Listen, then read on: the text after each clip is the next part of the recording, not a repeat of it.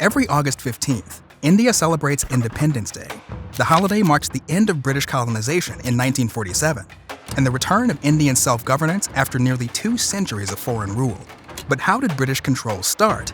And how did it finally end?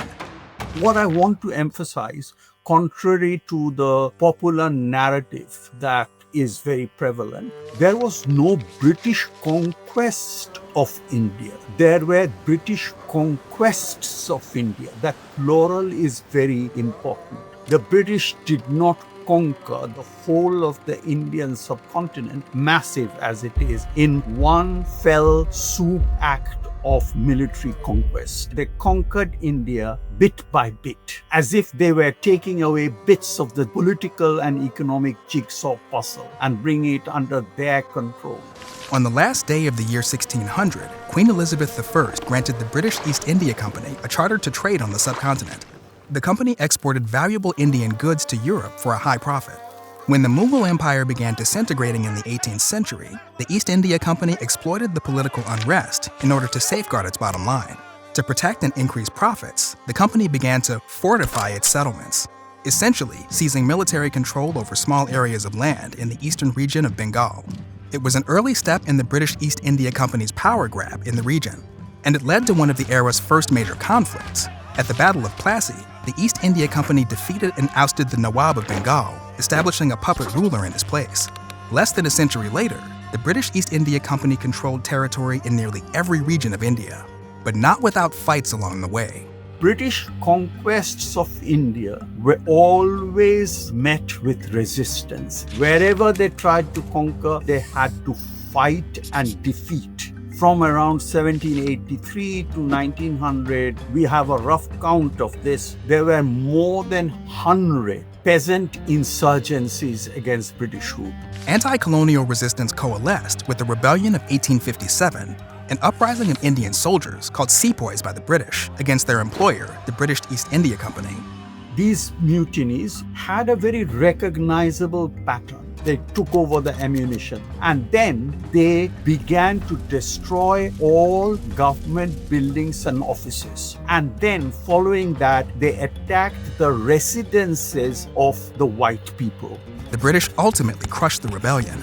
The East India Company, financially devastated by the conflict, was ousted in favor of direct British rule.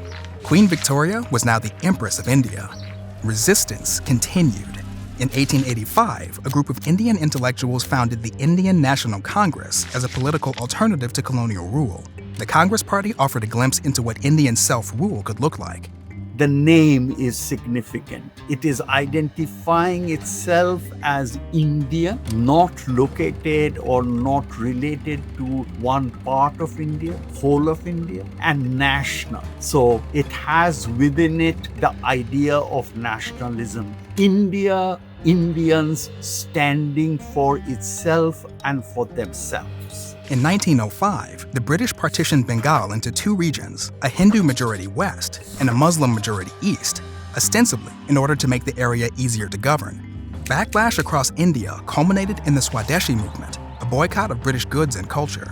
20 years later, this ideal would form the basis of Mahatma Gandhi's non-cooperation movement, a campaign of non-violent resistance via economic and political boycotts. He argued that the British continue to rule in India because large numbers of Indians cooperate with the British. Let's stop cooperating with the British.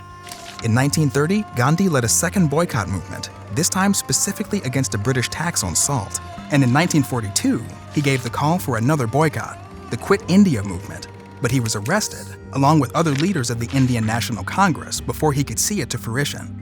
But the protests went on without Gandhi or the Congress Party leaders. The British became increasingly aware that India was becoming impossible to rule because of the growing animosity against British rule. This massive movement intersected with the onset of World War II and the wartime depletion of British funds. Managing a colony bent on revolution became untenable. At the stroke of midnight on August 15, 1947, after hundreds of uprisings, a world war, and a new British Prime Minister, foreign rule ended on the Indian subcontinent. India's new Prime Minister, Jawaharlal Nehru, welcomed a new era. Years ago, we made a tryst with destiny. That's how he began his speech. We had promised ourselves to get freedom, and now that we have got freedom, we have freed ourselves from British rule, we want to build a new India. But the joy of independence was accompanied by the agony of partition, the forcible separation of the subcontinent into India and Pakistan, and its violent aftermath. The region was finally free from British rule, but it was no longer united.